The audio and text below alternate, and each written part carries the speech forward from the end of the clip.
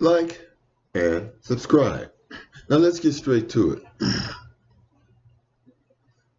What is an apology? There are two types of apologies. There are insincere apologies, and there are sincere apologies. A sincere apology comes with a spiritual transformation. It is a spiritual transformation where you are really sorry and you want to pay restitution or reparations for the damages done. An apology that does not cause any type of physical pain or physical financial pain is not a sincere apology. An apology, it should hurt. Physically, you should have to give up something to pay restitution. It should hurt. If it doesn't hurt you physically, then how can it soothe your soul?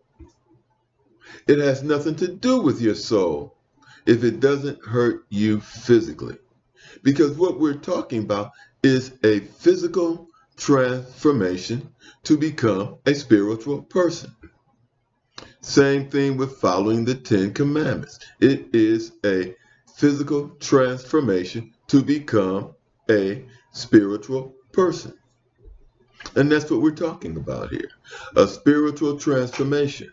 And when you pay reparations or restitution, it's not for the person that you harmed. It is for your soul. It is for your soul. Now, will it benefit the person physically? Yes, it will. But it is for their soul. Because they're not like myself. I'm not going to carry hatred on my back for every Caucasian that I meet, whether they are for reparations or not. I'm not going to walk around carrying hate. I'm going to walk around like a civilized human being, the civilized human being that God expects me to be. And I'm not going to carry hate because the evil that you do is not between me and you. The evil you do is between you and God. The evil you do is between you and God, because it is not I who will be the judge of your character and your actions. It is God.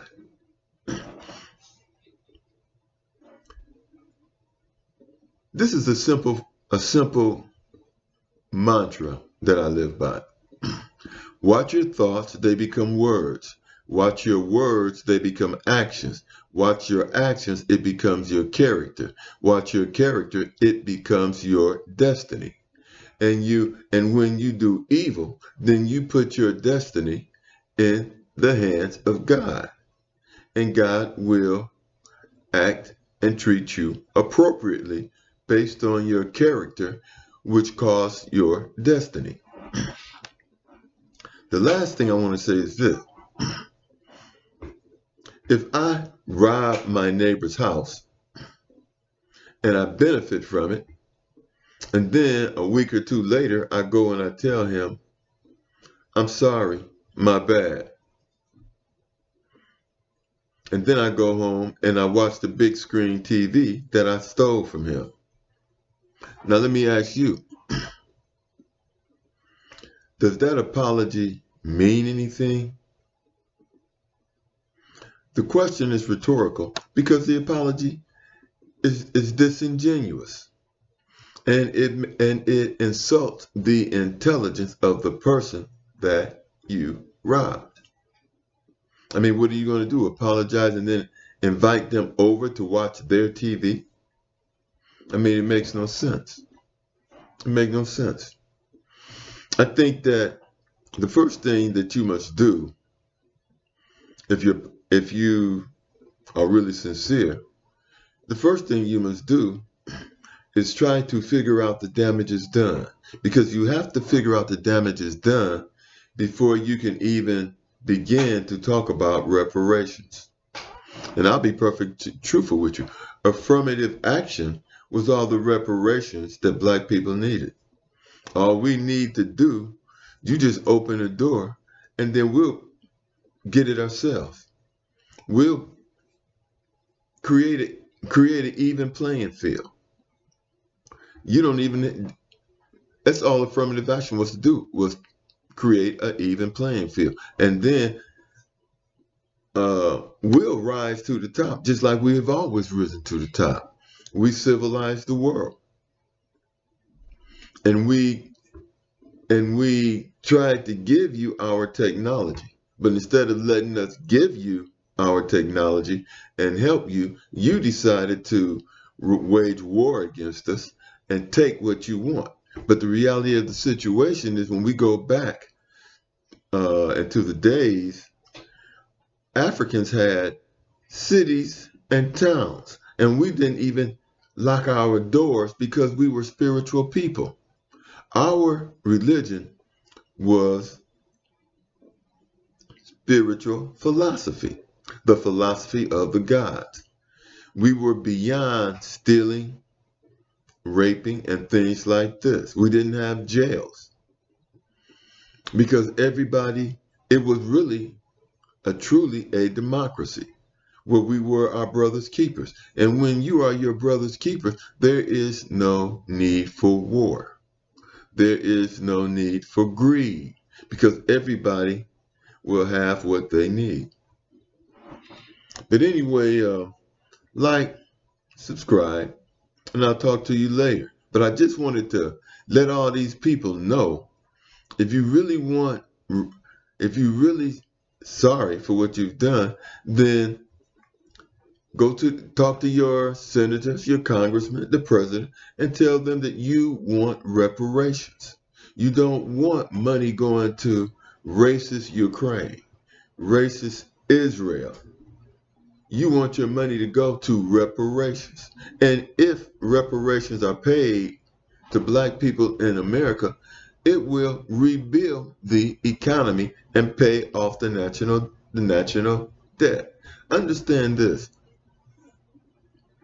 Every time black people are allowed to do something positive, it helps Caucasians.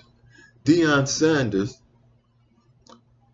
is a football coach in Colorado, and he has helped the entire state of Colorado and the Big 12.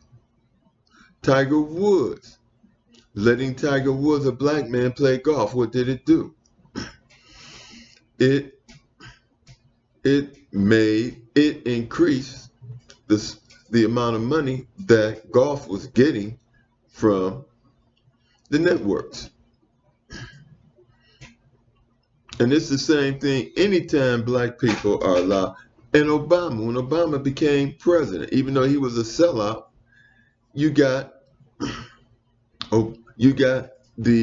Affordable Care Act, which is called Obamacare.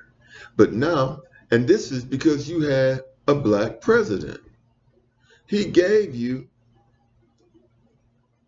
Affordable Care Act, but you hated, but because they called it Obamacare, you hated it, even though and didn't have the intelligence enough to look at what it was doing for you. Anything that is good for the people at the bottom also benefits the people at the top.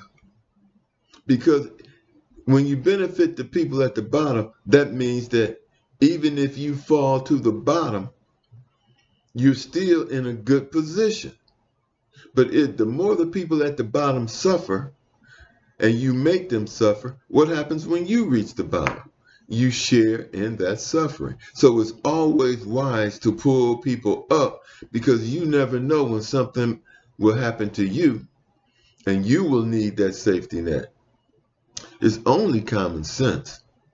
Like, subscribe, and have a beautiful, wonderful day. And as Deion Sanders would say, God bless you all. I'm not hating.